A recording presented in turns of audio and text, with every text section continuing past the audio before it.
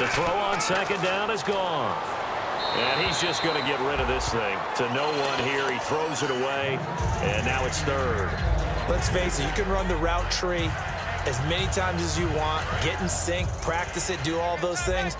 But once you get to game speed, it doesn't always time up quite that well. That one goes incomplete.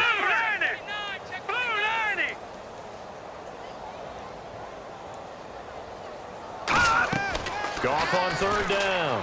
And he fires one that's intercepted. A great read, and it's picked off. And his guys have got it back at the closing stages of the first half. Oh, timing is everything on a route like this. He tried to drive that football into a tight spot. And if you're a little...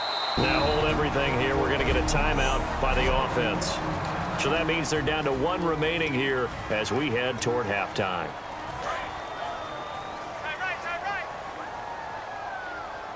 They come up with one back. That's Ingram. So after the INT, it's Breeze. He's going to loft one deep. Got a man. It's caught inside the 10. Touchdown, New Orleans. Brandon Cooks in the final seconds of the first half. And the Saints are pouring it on.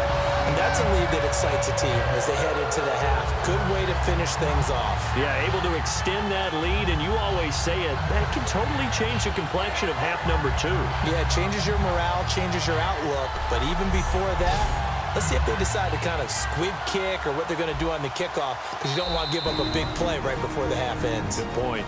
Now, whistles come in. We're going to get a timeout here by the offense. And with halftime on the horizon, they'll be out of timeouts from here forward. So now after the timeout, they'll try for it one more time. Now they'll run it on the toss. But he is not going to make it into the end zone. They stop him short, so they'll add only 6 as we come up on halftime.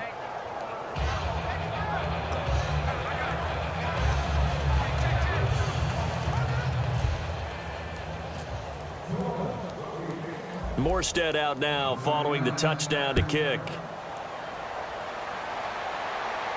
Fielded about a yard deep. And he'll be brought down at the 23, make it the 24-yard line.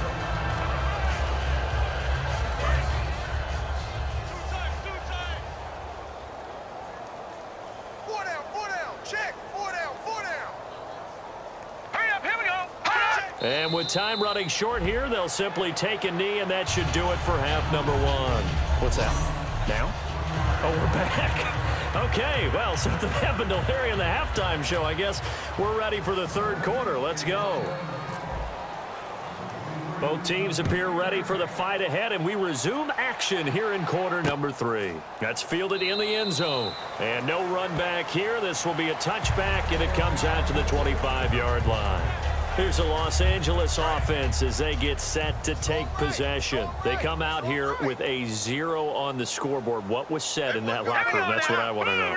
I would love to have been in there because we often have the feeling that there's a lot of shouting, screaming, people upset. But typically, halftime locker rooms are a lot more clinical than that. And in this case, are they upset that the plays weren't working because of execution? Or do they think they were just bad plays to call? Yeah. We'll find out pretty quickly here if they feel like they had something going, but they just need to do it a little bit better or not. We'll find out. And that's complete to Brian Quick. 15 yards through the air and a first down. Well, that's what you're looking for when you want to throw the ball downfield. You want one of those guys who can play out on the perimeter, can play out wide, who can not only get open, but when they're covered, can uncover themselves downfield and create catches. All right, here we go. On first down, Goff. Got his man over the middle. This is Quick. And he's brought down. A good pick up there of 20 yards. In recent years, the slot receivers really gained stature in the NFL because they can do so many things. Yes, they can line up wide like your normal wide receiver, but to have that kind of courage and toughness to run routes in the middle of the field and become dependable targets for their quarterbacks and move the sticks, those guys are worth their weight in gold. They go with Cunningham. Officially no gain on the play, and it's second down. great play there off the end. Question, Charles, in a 4-3, you hear about the D tackles a lot. What's the role of the ends? What they want to do is control the edges of the defense. And you always hear about an offense talking about setting the edge in the running game. Well, the defense wants to do exactly the same thing. In the defensive end, often against an offensive tackle, sometimes a tight end, they can't let themselves get hooked and let a running back get outside, because if they do that, that hurts the integrity of the defense overall. My man, the encyclopedia.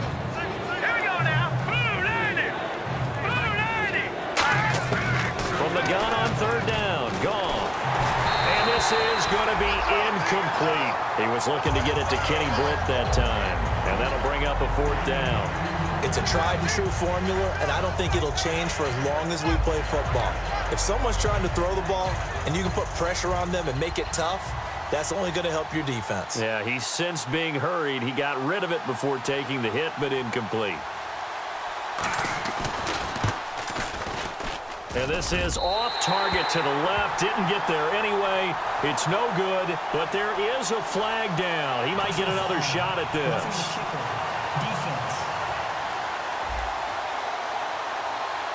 Oh, and you just can't do that. 15 yards on the roughing the kicker call. Absolutely inexcusable. The kicker's in a defenseless position, and he just gets taken out. First down and 10 now for the offensive group.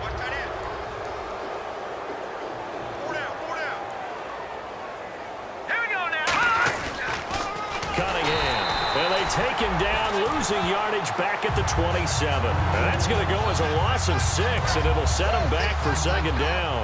When you're putting together a formula for winning defense, it's exactly what we're seeing in this game. Controlling the line of scrimmage, attacking, and changing everything so that now they're playing. And hit behind the line. He lost the football. It's loose. And they will take over at the 29-yard line. All right, partner, at the risk of piling on, whenever Jared Goff fumbles the football, the first thing people are going to flash back on is leading up to the draft, the size of his hands. They're right on the borderline about what teams want in the size for a quarterback. Well, you were knee-deep in all of that draft stuff when he was going through it. That was much talked about, you say? It certainly was. I didn't think it was as big a deal as people made it out to be. To me, it's much more of a concentration thing, making sure that you're aware of it, take care of the ball a little bit better. I don't care what the size of your hands are. A lot of guys could use some work on covering the football, not letting the defense get to it.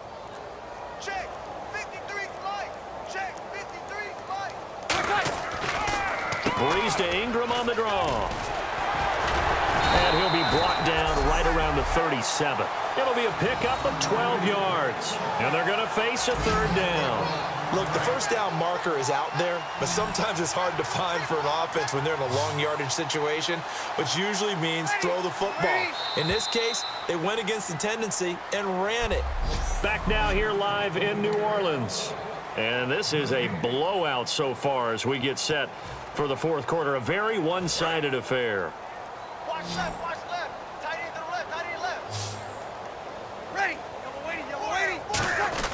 They turn to Kuhn on third and short. And he will have first down yardage as he's brought down at the 41. But just 4 yards on the pickup, but that's good enough to extend the drive.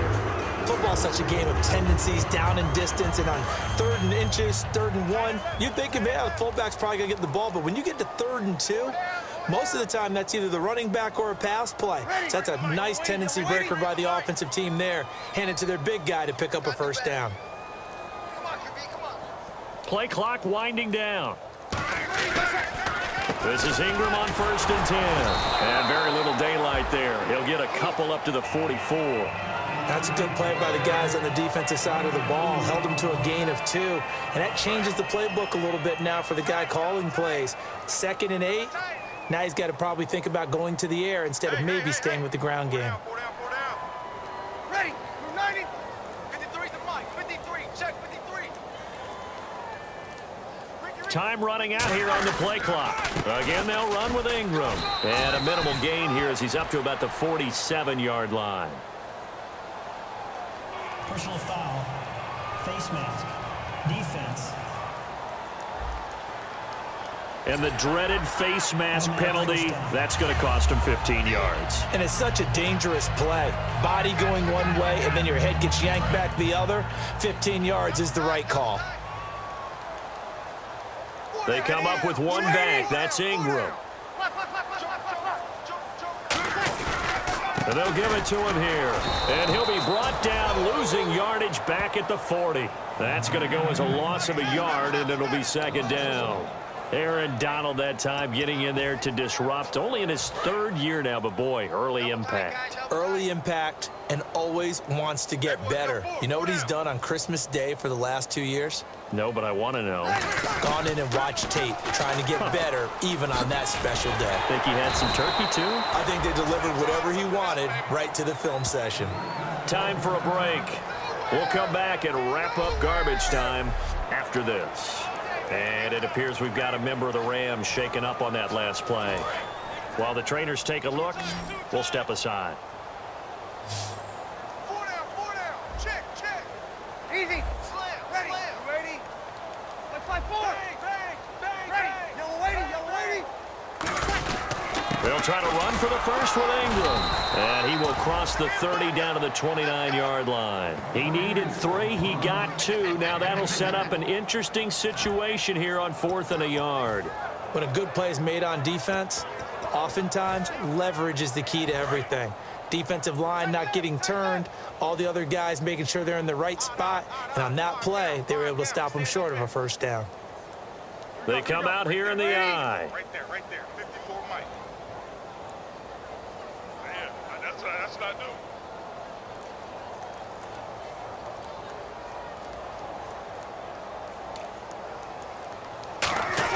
They'll try and run for it. Here's Kuhn. And he's able to pick up the first before he's taken down at the 27. One of the hallmarks of their success this year, they've been fearless on 4th down. And they convert another one right here to move the chains. They come up with one back. That's Ingram. And he'll get it up the middle. He juked him. And they've got it in the red zone now, down at about the 19. A solid run on first down. Gain of 7 leaves them with a 2nd and 3. I know that every now and then we get in those meetings with coaches, and you almost want to roll your eyes when they talk about staying on schedule when they're moving the football. But would you say a 7-yard run is ahead of schedule? 4th quarter with a lead, you love that, don't you? No doubt about it, because staying on schedule is trying to get 4 downs on first down. They did that plus 3.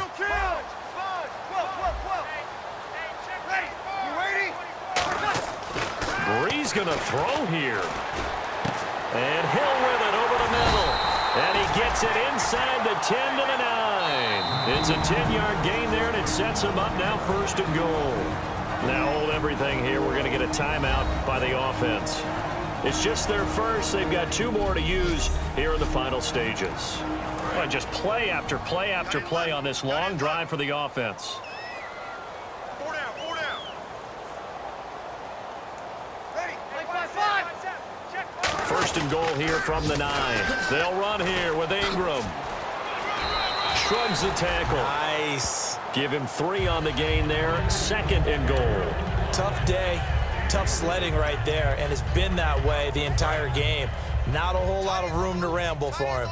Yeah, you're right. It's been that way all afternoon. Didn't get a whole lot better there. And again, it's Ingram. And he's going to fight his way forward here for a modest gain.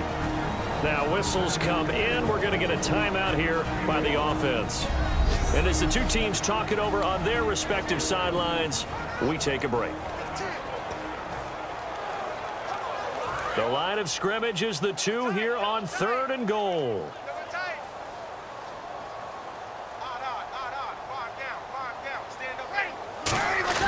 Looking to run it in, Kuhn. The storyline of this one, Charles, no doubt the number 0. Zilch, nada. A shutout so hard to do in the NFL. It really is, and what an accomplishment, because you feel that not just on the defensive side, but as a full team. There's a lot of pride that goes into shutting out an opponent. And how about that 0 on the scoreboard for them, going along with those zeros in the time column, too. So for New Orleans, the perfect season remains intact as they move to 11-0 on the year. And they'll have another home date next week as the Detroit Lions come to town. Meanwhile, for Los Angeles, they've fallen out of things now as they sink to 3-8. And they'll look to get back in the winning column next week as they head to Foxborough to face off against the New England Patriots.